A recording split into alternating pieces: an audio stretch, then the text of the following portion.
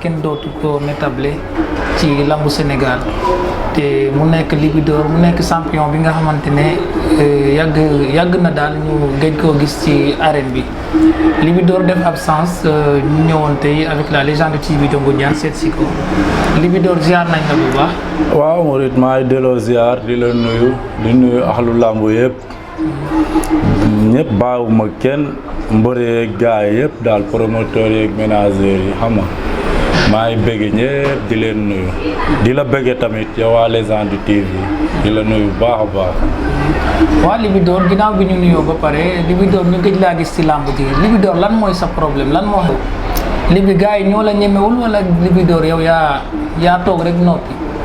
waaw non lamb ji moom du question que ne sax toog noppi mais ku ne xam na lamb léegi moom parce que mun nañ ne neexatul parce que ñi nga war a bëreel du ñu bëreeg yow koo taxaw laaj ko mu yaakaar ni de la raw moo tax nga laaj ko mais itam gars yi xam nañ ñu war a bëre carrément quoi mais fi la mesure maanaam ñi war a bëre ñoo dul ñemente léegi seen biir moo tax xam nga toog se di laaj adversaire su man yàq perte temps laa koy def quoi léegi ndax gars yi moom muy loolu. waaw Libidor ñu gis sa talent bi ci làmb bari woo ay défaite boo amee défaite yu bari yaakaar naa ay ñaar défaite lay nekk wala ñeent. Libidor koo musa kasel yow defar nga ko bagage mais Libi lan mooy problème bi li waral tekki tekkaaral bi. waa dëgg la comme li ma la wax léegi rek mooy gars ñi war a bëre carrément du ñu bëre mais gars bu ñu nangoon jëlante seen biir bëre carrément. non kon su boobaa ndaanaan yi dañuy continuer di doon ay ndaanaan mais nii day métti parce que tamit di Libidor kese bari na champion yi nga xamante ni nii ñu ngi toog bëre wuñu te moo ne dañu war a bëre ak tamit xëy na tam maanaam ñu war a dox ay combat carrément bu ñu taxaw tam staff boobu noonu Libidor tamit dese na ko manqué na ko quoi tam mun naa ne waaw loolu tamit fee na ci mais ñu ngi siy liggéey incha allah. mais Libidor champion bu toll ni yow nekk yaakaaru Ngoundiane et cetera Libidor lan moo waral yow champion bu toll ni yow di ñàkk di am ay problème mu staff nu mu demee noonu wala ou bien lambu Ngoundiane moom mooy soox. waaw dëgg la ma si profité di ko nuyuwaale religion yeeg si Ibou Ngate bi ci law xam nga waaw ab bëti booy la quoi bàyyi ma ak bas sama booy bas waa bàyyi ma kenn de barki démb rek moo gañ nag bi quoi maa ngi ko si nuyuwaale au passage di ko félicité waaw mais comme li nga wax tam la mu Ngoundiane moom dese suñu waxee rek te yàlla tax manqué na loolu quoi vraiment muy sama côté ak côté bu mu manti doon naa côté mbëri yëpp manqué na parce que dañuy dem ba maanaam sës fi ñu war a maanaam fu ñu war a ubbee lam ñu war a taxawee dëgg pour bëre soxla moyen jàppalante foofu la affaire yi calé ndax suñu waxee rek te yàlla tax tam promoteur moom du tëgg di perte di tëggaat foofu noonu day laaj moyen dëgg foofu la ñu calé ñun ñëpp même suñu grand yi muy saa Ngoundiane gaa yëpp fa la ñu calé waaw ñu ngi ñaan nag gaa yi ku si mën a jàpp xam nga di si jàpp si ay billets nga xam ne promoteur bu teg Ngel Jon wala Libidor par exemple wala Yegsil wala Mbin ci law da ngay gis sa bopp quoi waaw loolu tam joué na si ñu ngi ñaan ñëpp bàyyi ñu kenn nag ñëpp képp ku si ku mën a jàpp rek pour mboru Ngoundiane maanaam dépassé niveau bi parce que tamit yàgg na quoi ku ñëw rek fi ñu instant yi fu ñu kale nii dara weesoogul quoi mais fu ñu kale nii mboru Ngoundiane yu bëri fii la ñuy kale fi nga xamante ne te pourtant nag nekkul sax de mooy bokk wala yeneen vraiment parce que def naa fi nag loo xamante ne vraiment waroon naa dépassé fii si làmb yu bëri man ba ay combat yu bëri laa bëri murid billaahi. waa Libidor affaire bi yàgg lool waaw coono bi yàgg lool nga nekk ci biir làmb ji aussi xadiwoo ba léegi di gën a entraînement yu métti. tey jii est-ce que yow pare nga pour buñ la joxoon benn avance. waaw instant bii ni man su ma gisoon avance suba damay bëre ji ndax comme li ma la wax rek man moom laa opté quoi dëgg la am naa métier mais instant bii nii lamb laa gën a choisir sax sama métier su ma xëyee maay entraîné su ma gontoo man maay entraîné suba su ma amoon combat damay bëre ji te man comme man dama ne moom mooy sama métier man ruus naa nit gis ma ne ma Libidor entraîné woo wala parce que tamit kenn bëggul sa métier yow nga def si loo xamante ne day lay naan li nga liggéey baaxul kon man su ma soñoon fu ma ne daal ku ma gis day xam ne Libidor kat mu ngi entraîné. waa Libidor est-ce que jotul aussi yéen mbëru Ngoundiane yi puisque yéen bëgg ngeen làmb ji te aussi vraiment seen supporter am na ñi nga xamante ne prêt nañ pour def le tout pour ngeen mën a am ay combat yu neex ay combat yoo xamante ne dañuy bëri ay mbooloo. est-ce que jotul ngeen regroupé wu yéen mbëru Ngoundiane yi ngeen def benn sous forme de groupe bi nga xamante ne maanaam da ngeen di collaborer comme ku am combat ñëpp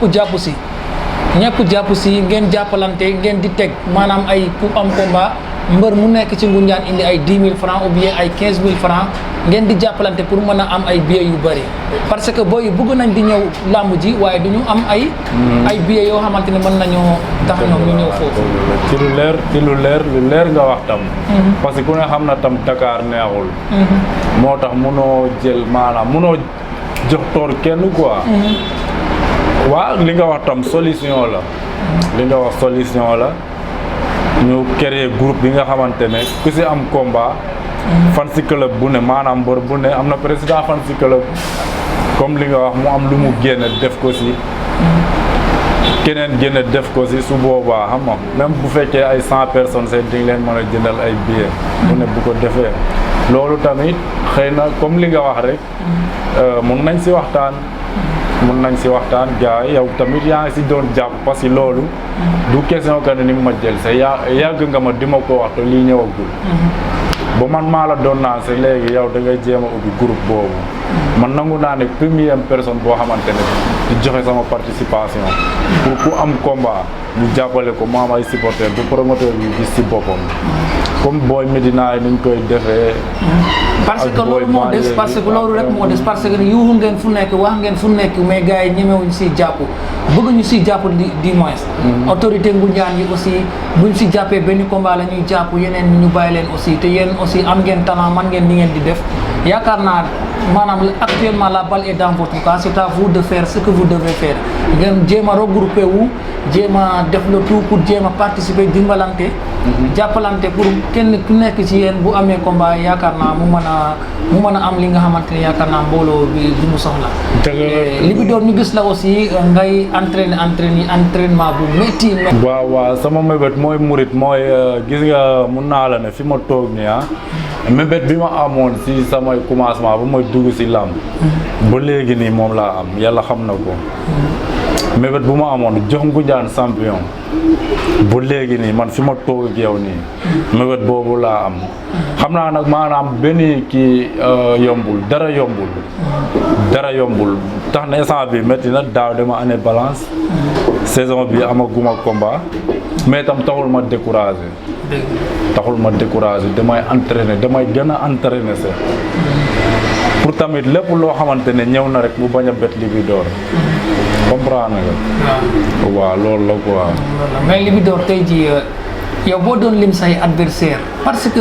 dafa bëri mbër yi nangatuñu tudd ay tour kan mooy sa adversaire dëgg. waaw non bu dee rêve pour bëreel moom man sampi roi des arènes la rêve pour bëreel maanaam. mais nag ku ne xam nga say catégorie quoi. waaw ci sa catégorie laay wax. waaw mais comme li may wax rek man laajuma leen waxuma tudduma leen ngir laaj leen quoi pour force dañuy bëree wala. sama catégorie laay wax par exemple ñoom Sokh. ñoom ne ko réel. nu mu tuddati nu mu tuddati. waaw bëri na daal xam nga rek gars yi moom boo parce que comme li ma la wax rek gis nga da ngay tudd turu nit mu yaakaar ne yow. da nga koy topp waaw da nga koy topp wala yooyu noonu te pourtant amul dara loo xamante ne da la ko ëppale yow par exemple du moins boobu maanaam li nga def sax moom defagu ko. comprendre nga mais man waxuma kenn ngir dama lay laaj wala yeneen forcé wu ma kenn tam pour mu bëreeg Libidor man maa ngi si làmb ji ñoom ñëpp ñu ngi si làmb ji incha allah képp ku ne da nga war a bëreeg di nga bëre ak moom. waaw ñu gis Ada Fass aussi Ada Fass yaakaar naa yaa ko jiitu si làmb. yéen pare ngeen aussi tey jii pour bëreeg moom est-ce que. non Ada Fass boo xoolee comme lu ñuy jooy rek loolu la am quoi. parce que làmb ji léegi mun nañ ne du bëri ay téeméeri combat wala ay 10 combat bu nekkoon loolu kon man mun naa ne maa ngi xëccoo roi des arènes parce que am na ay 14 combats. benn combat laa si daanu si suuf. yeneen yëpp par affaire décision arbitre la comprendre nga yeneen yëpp ay victoire la kon maanaam affaire yi du ay combat yu bari mais Ada Fass instant bii nii Ada Fass mënul bëri ak ñun ndax maanaam moom parce que lamb maanaam tey jii nii catégorie la mun nañ ne catégorie la mun nga am coow te mu wóor la ne tey jii nii man am naa coow waaye su ma jaaree kii maa ko ëpp coow su ma bëri ak moom tey jii du ma génn si combat bi comprendre nga par exemple Ada Fass Onde le Fou laa daan dafa jël Ada Fass daan ko comprendre nga ba pare Ada Fass teewul mu ngi continuer di bëri di dem parce que dafa am jàppale comme li nga wax maanaam gars autorité yi dañuy jënd ay billets jox gars ñu dugg stade bu fii suñu waa ko ñu Ada Fass bu bëri fii dëkku fii mais ñoom ñëppay dem Fass gars jox leen ay billets ñu dem stade parce que tamit mbër man boo ko bëggee jàppale tam si ay billets nga koy jàppale côté boobu supporters yi bëri ay sita yëpp boo xoolee lu tax ñu egg fii supporter la mais du loo xamante ne dañ koy yor te nekkul si nit ñi wala leneen. waaye Libidor aussi ñu dégg ne aussi Pa Elimane Ndour def la daan jàppale ci lu bëri. parce que passé na fi jël otoom taal ko dem ba Ngoundiane est-ce que kooku talent bi mu gisoon ci yow ak ni mu la daan jàppale dégg naa léegi def yaram yi dafa xaw a sutante aussi est-ce que moom.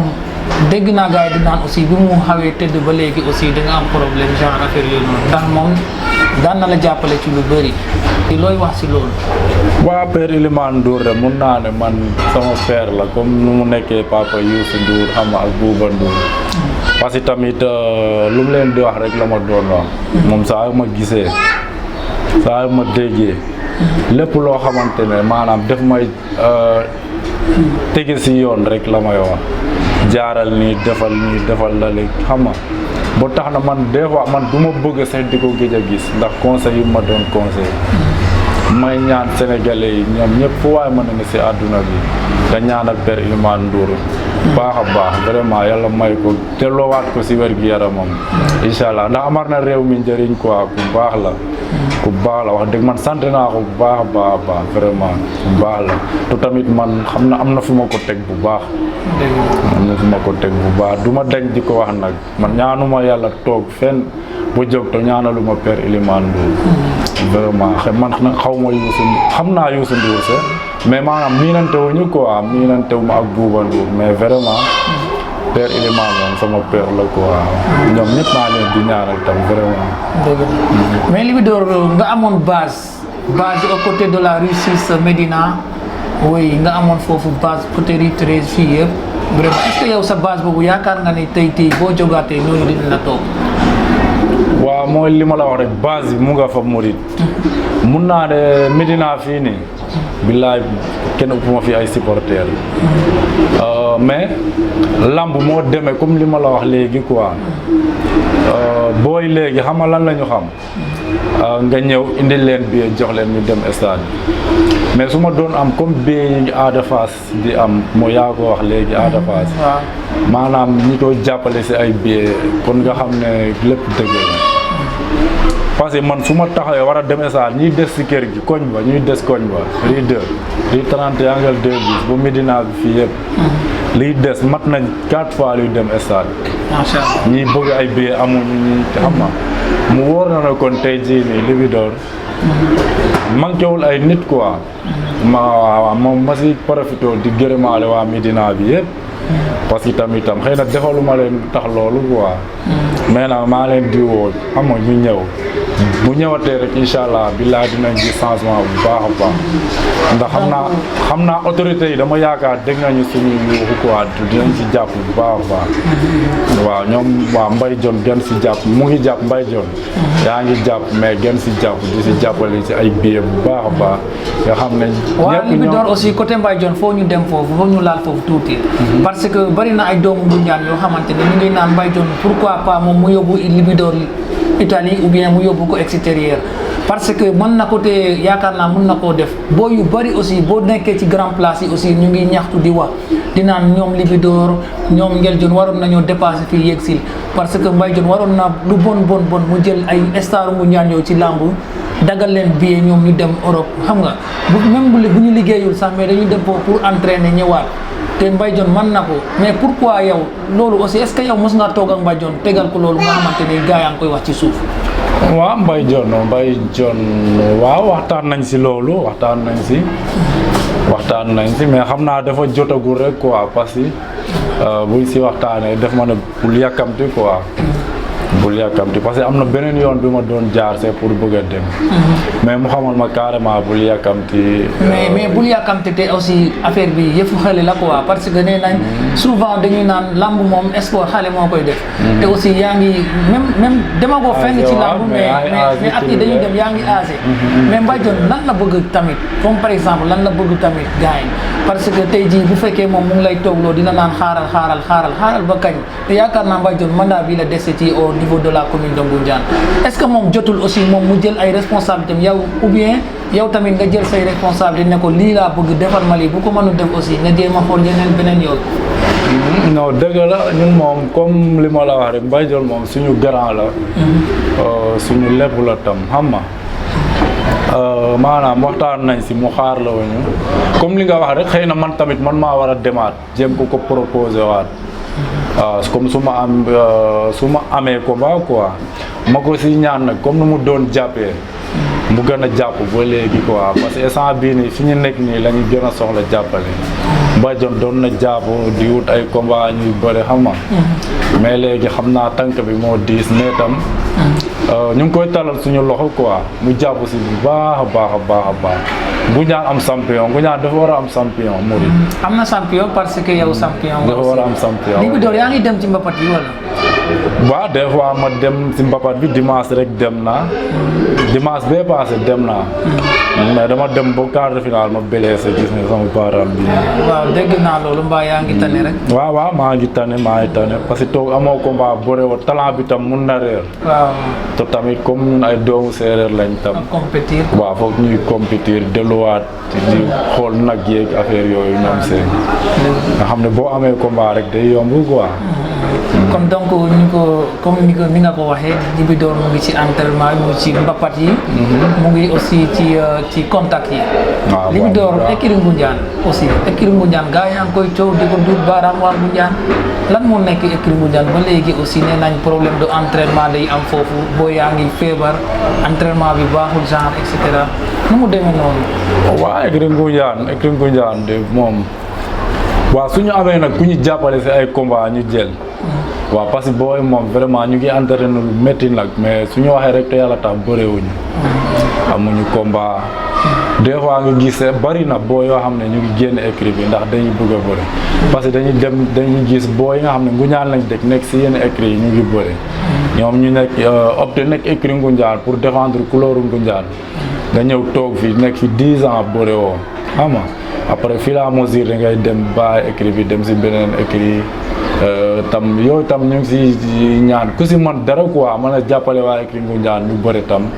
nga ñëw jàpp si. mais écurie Ngoundiane foo ma xuus ak yow foofu écurie Ngoundiane aussi Libidor maanaam chaque année yaakaar naa monsieur le maire Mbaye Dione mairie Ngoundiane mu ngi génne budget bi nga xamante ne yaakaar naa tey chaque année moom war naa mat lu bon 1 million wala 2 millions. mais 1 million ou les 2 millions là est-ce que fan la génn ci écurie bi daal yaakaar naa comme fan. waaw dëgg la moom mu ngi viré 2 millions chaque année moom mu ngi viré 2 millions incha allah ci keesu écurie bi. mais 2 millions bi gars yi si ay combat ku si am combat. ñu jox la 100 000 affaire yooyu noonu comprendre nga. loolu la des fois su fekkee 2 millions bu ngeen xoolee saison bi bu ngeen amee 10 combats. 100 000 1 million la yaakaar naa mu des 1 million. mais Libidor en tant que écurie Ngoundiane ñu leen di viréel xaalis bu toll noonu te dañuy dem écurie Ngoundiane dañu fekk foofu sax ay gants. et cetera certains genres de matériel yoo xamante ne yaakaar naa war ngeen koo mën a soxla mais pourquoi loolu mënoo leen koo jënd gars yi mënuñu koo jënd pour teg ko foofu maanaam télé bu fa ñëw wala keneen ku fa ñëw ñu gis ñu yor ay gants genre loolu yëpp aussi dafa manqué foofu. lan waaw dëgg la Mouride moom li nga wax moom dëgg la loolu moom si ñun la. parce que comme jox nañ ñu xaalis pour écurie bi moom. ñun waratuñ di manqué. yenn matériels yi wala boog ñu dem di ko ñaani si keneen wala yooyu noonu comme ça comme li nga wax. comprendre nga ñun war nañ mën a génne suñu propre xaalis jënd ay gants si xaalis bi quoi si xaalisu écrit bi comprendre loolu moom pour man si ñun la amoon na ay gants nag man ni maa doon yor gants yi mais xama rek booy doon am combat tabaski bi kii bu paree jox kii pare jox kii man xamatuma see fan la gars yi jaar quoi. waaw problème di frappe. maanaam lutte Ngoundiane bi maanaam les lutteurs de Ngoundiane fooruñu ci door frappe am nañ ko bu baax mais fooruñu ci frappe mais aussi dégg naa ku mel ni grand Ndiak Sarr dégg naa dafa def armation. moom xam na lu bëri ci côté boobu. mais pourquoi booy duñu foor ci frappe. te Ndiak Sarr nekk foofu. waa dëgg la mais c'est que benn côté bi tam du doon si Ndiak ndax. bari na ñi nga xamante ne dañ nekk écurie Ngoundiane am combat du ñu ñëw maanaam écurie Ngoundiane rek laa nekk mais dégg quoi. léegi nag bu demee stade def loo xamante ne dañu naan coach bi la wala yooyu noonu. très bien mais Ndiak moom képp ku nga xam ne boo ñëwee école. doon kii mbër di war a bëre Ndiak dina la teg si yoon. dina la jàngal xee di nga taxaw mu jël mbër ngeen seddoo bëre songante affaire yooyu noonu yëpp. mais xam nga comme li ma la wax rek des fois nit day am combat. waaw macha allah kon booy aussi des na ci ñoom. waaw des na ci ñoom waa Libidor bu ñu jógee foofu puisque l' émission tire à sa fin dañuy dugg rek ci li nga xamante ne mooy récemment la décoration des lutteurs décoration bi nga xamante ne ñun waa Légende TV de Ngoundiane ñoo ko organisé woon. ñu organisé ko nag mu bëri woon ay coow yu bëri li nga xamante ne mosul am ci biir Ngoundiane ñun ñu organisé ko def ko Lutte Ngoundiane Award décorer aussi les grands lutteurs de Ngoundiane les champions de Ngoundiane. yow nga bokk ci ñi nga xamante ne yaa ngeel jon ak Yegsil bokkoon ngeen ci ñi nekkoon ca kaw waaw ban yëg-yëg nga amoon ci loolu. waaw loolu kay di kontaan rek parce que dama yaakaar ku nekk nit ku baax moom vraiment loolu noonu waroo def dara dul kontaan si parce que Ngoundiane yàgg na ñuy bëre kenn mosuñu décorer. kenn mosuñu décorer kon suñu bëree ñëwaat suñu kër xam nga mais kon suñu ñëwee ba nga jël initiative boobu noonu woo gaa yëpp Modou Bodi maaram xam nga woo ñëpp Sëñ Abdou gaa yi maanaam tamit maanaam boo xoolee c'est du décoration bi mais dafa bëri woon bëri nga xamante ni ñu ngi waroon gisee pour waxtaan xamante wuñu affaire yooyu noonu lépp tax na ñu booloo xamante bu baax a baax gën a jàppante bu baax a baax di la féliciter nag si initiative bi nga def di la wax bu mu yem fii suñu sañoon chaque jour muy continuer di la féliciter man awma dara lu ma si wax lu dul kontaan vraiment parce que jaar na yoon képp ku ne lii nga waroon def defoo lii sa baneexu bakkan ngay waxee pour man sama gis-gis rek laa wax quoi mais vraiment man de ni ma ko gisee moom rafet na jaar na yoon di la ñaanal nag yow tam xam nga lépp loo sumb même lu dul loolu mun nga dem ba def leneen lu dul loolu lu gën a populariser la loolu quoi donc lay ñaanal bu baax a baax di la féliciter nag bu baax a baax. waa Libidor kon puisque l' émission tire à sa fin loolu lañ amoon tey pour jël la di la wax rek nga wax say dernier mot. waaw sama dernier mot mooy di kii rek tamit yow dama koy wax di yow mun naa ne lambu se boolewuñu ak affaire boobu noonu parce que tey jii nii bari na li ngay def si man bu la neexoon doo ko def su ma amoon ñaar ñu mel ni yow murit man sama jooy dootul bari comprendre surtout su ma wax ba pare te waxuma ko mu si jàpp bu baax Souleymane waaw mu ngi noonu billaahi amul lu mu deful nag amul lu mu deful moo tax man ne la instant bii nii man dama gën a tegu parce que am na loolu li ma manqué woon te jii nii mu ngi ñëw quoi maa ngi gërëm Faala bu baax Faala Seen ak Fari Fay Faala Seen ak Fari Fay bëggee naa leen bu baax parce que métti woon na quoi métti woon na bu baax a baax ñu jàpp si di si jàpp bilaay bëggee naa leen bu baax. mais li bi ñu ngi fàtte aussi waa Mousna production aussi samedi yaakaar naa demain suba la yaakaar naa. waaw suba la di woo waa Ngoundiane yëpp nag ñu ñëw seetaan si xam nga. est-ce que ñu ngi xaar foofu Libidor mu yëngal. jàppale seen waaw vraiment mën na leen tout est possible. mën na ne maa ngi ñëw woo waa Ngoundiane yëpp ñu ñëw jàppale Ousseynou parce que nit ku baax la suñu waay rek te yàlla tax yàgg nañu mais Ousseynou mosuma gis mu mer man xamaluma ko dara lu dul baax di woo waa Ngoundiane yëpp di ko ñaanal tamit mu réussir total quoi vraiment te incha allah am nañ ci njort dina baax. mais Ousseynou war na laa mën naa may combat yaakaar naa grand combat ñu ngi ko doon wax Ousseynou. waaw Ousseynou de moom xam naa am problème yooyu moom. waaw bu jotee rek waaw bu jotee rek dina yomb quoi Ousseynou moom xam naa. sama waay nga remercier ñoom Fatou Sène. waaw di remercier Fatou Sène mooy Fatou Sène sama mère la maa ngi koy remercier bu baax a baax. billaay maa ngi remercier Fala. Fala feebaroon naa fi mu jàpp si bu baax. ak Fari Faye Mouride. jërëjëf. li may wax moom xam nga sama xol bi laa ko tëddee quoi. maa leen di gërëm bu baax. temps yi daal Souleymane. Libidor yaa ngi si forme. bëgg naa la waaye gis nga waaw lu may def entraîné rek di xaar nga xam ne bu ñëwee rek day yomb ren di jéggi rek gars yi dofuñu murit dof lu rek moo fi ne mais dofuñu yàlla xam ne waaw noonu la demee mais yàlla baax na kon mbokku internetu Les Anguilles TV loolu lañ amoon tey Libidor di gën